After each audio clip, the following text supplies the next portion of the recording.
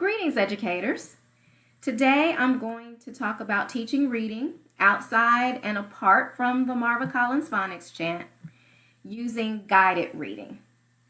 As educators, there are some things that we must consider, though, before first getting into the guided reading procedures. First, we must understand that guided reading is used to teach a reading fluency or comprehension skill using a book, a just right book for the reader. Guided reading is not designed to teach the book that we're using. We're just using the book as a tool to help students become better reader with any book that they are reading. Another thing we must consider is when we group students in our guided reading groups, or when they come to us to our kidney table and they learn how to read fluently or comprehend, we must group them based on their reading level. And you can determine a student's reading level through their DRA, Direct Reading Assessment level, their Lexile level, and there are many online tests to figure out a Lexile level, or their Fontes and Pinnell test level. These are programs or kits that schools purchase that teachers can use to level students.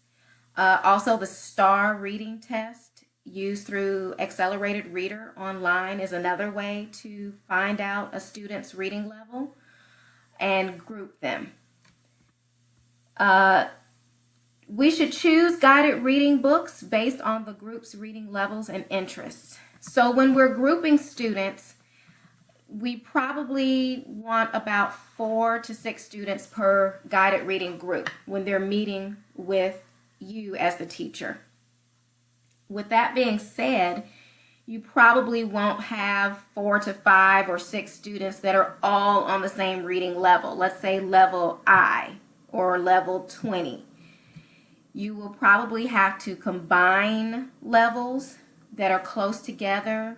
Let's say if you're using Fontes and Pinnell or DRA, you might want to group your I and J students together in a group, just so that you'll have enough students.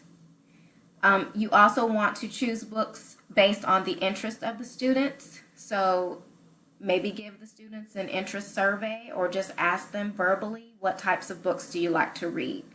And if it's science fiction or books about animals or fairy tales, you want to take that into consideration when choosing the book for that group so that they'll be interested in the book while you're trying to teach them fluency skills and comprehension skills that they can use with any book. Plan for about 15 to 20 minutes for each small group lesson. So that may mean that if you have an hour of Reader's Workshop, you might just be able to meet with 2 or 3 groups per day. Build reading stamina the first 3 or 4 weeks of school before fully starting guided reading rotations.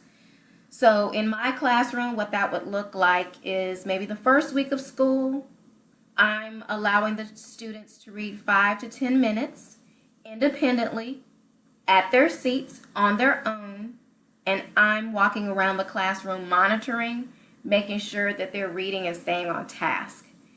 And then we discuss as a group when that's finished, maybe back at the carpet to close out that particular lesson for the first week or 2 of school. We talk about what readers should look like when they are reading independently, what they should and should not be doing.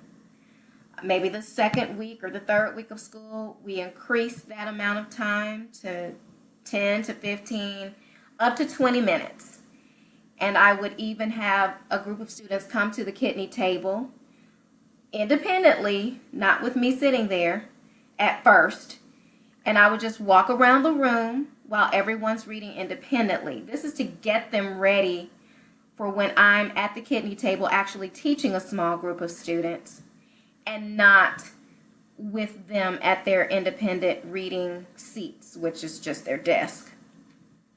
Also, once a guided reading lesson is taught, then at the end of that guided reading lesson, you probably will not have finished the entire book, especially if it's a chapter book, just teaching a phonics or fluency or comprehension skill.